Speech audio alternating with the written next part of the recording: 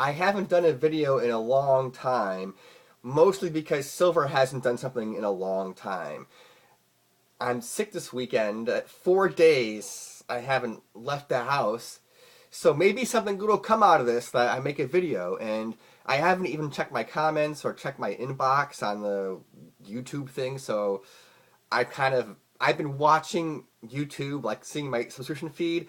I watch videos on YouTube, especially songs. I like to listen to albums that are on, music albums on YouTube, but really not participating much, just observing. And because I'm sick, these bags under my eyes are bigger than usual because, you're sick, stuff like that happens. My voice is maybe like Barry White's. I don't know. Anyhow, yeah, the last 2 years, really not much has happened with silver, price-wise and news-wise.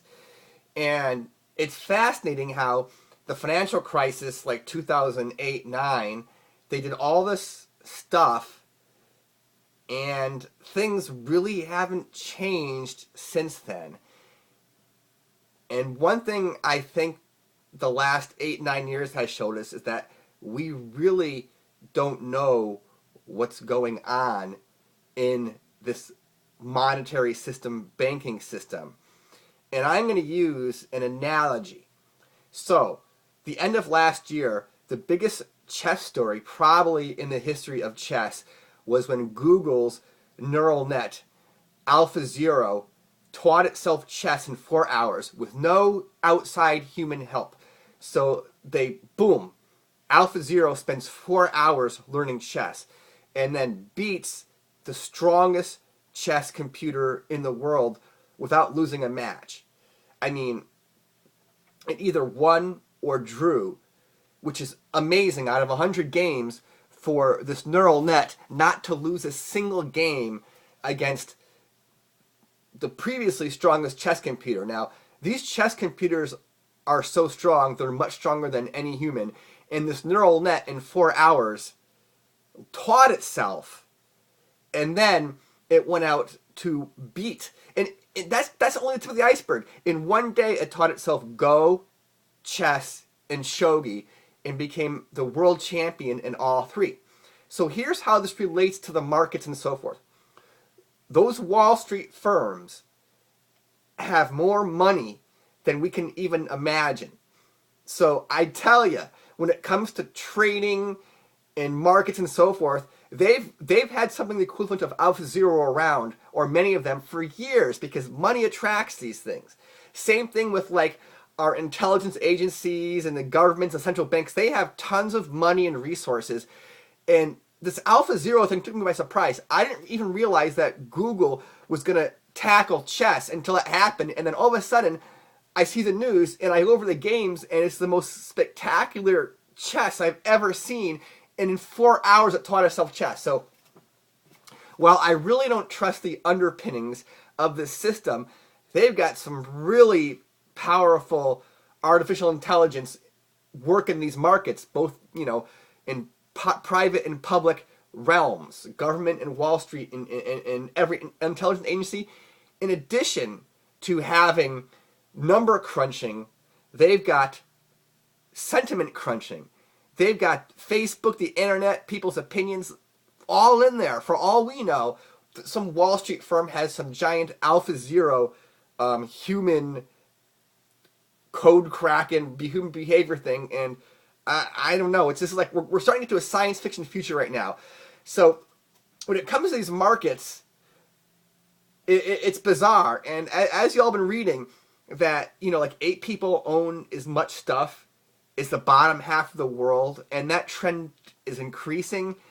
So really, fewer and fewer people are controlling more of the wealth, and they have at their access these powerful computers and software, and it's kind of staggering. I mean, people make money in the markets, they make money trading, but it seems like the lion's share of this is going to a handful of people.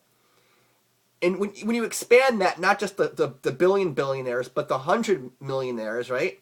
People born with this money, they hire people to make them richer. So all this stuff goes to the top, and a lot of those people are getting this wealth because they were born into it. There was a video I saw with the heiress of Disney, this woman,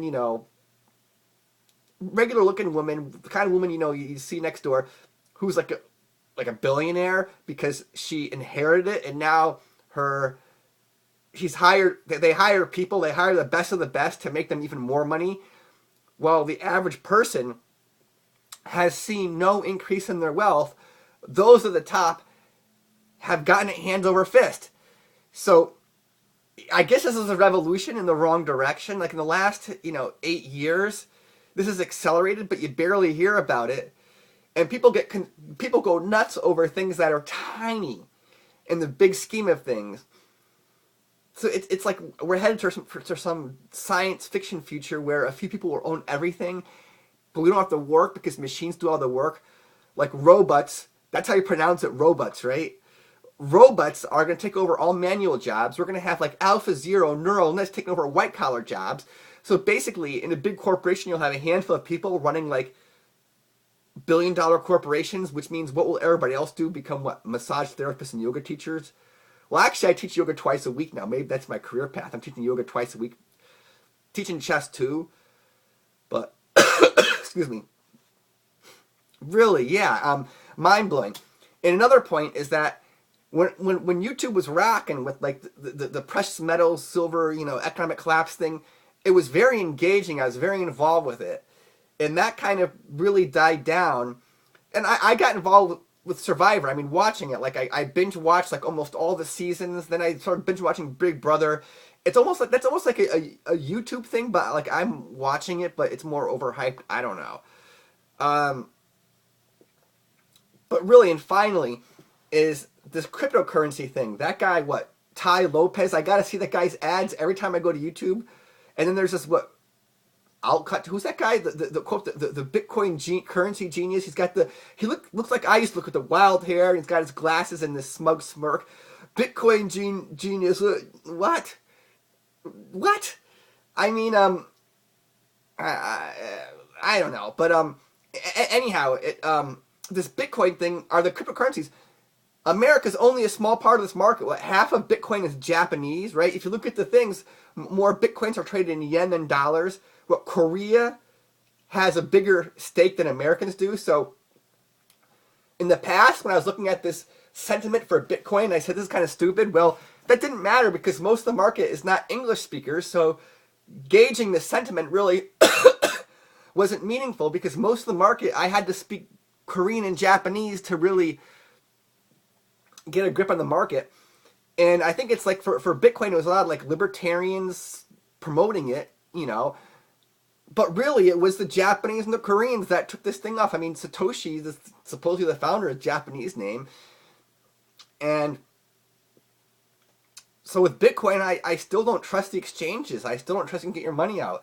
A lot of people apparently made a lot of money. But, I mean, my state of well-being has been very stable the last few years. When the precious metals are flying high, it had an impact on my psyche. I was like I was like revved up like every day with this markets going up, and it's like I've been a lot calmer the last 2 years. I mean, silver's done nothing in the last 2 years.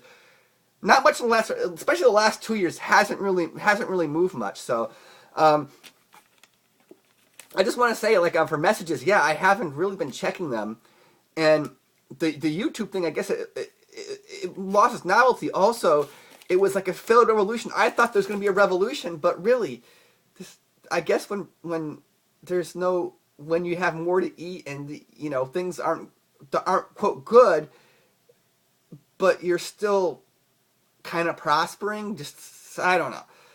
But thanks for watching, and I'll talk to you later.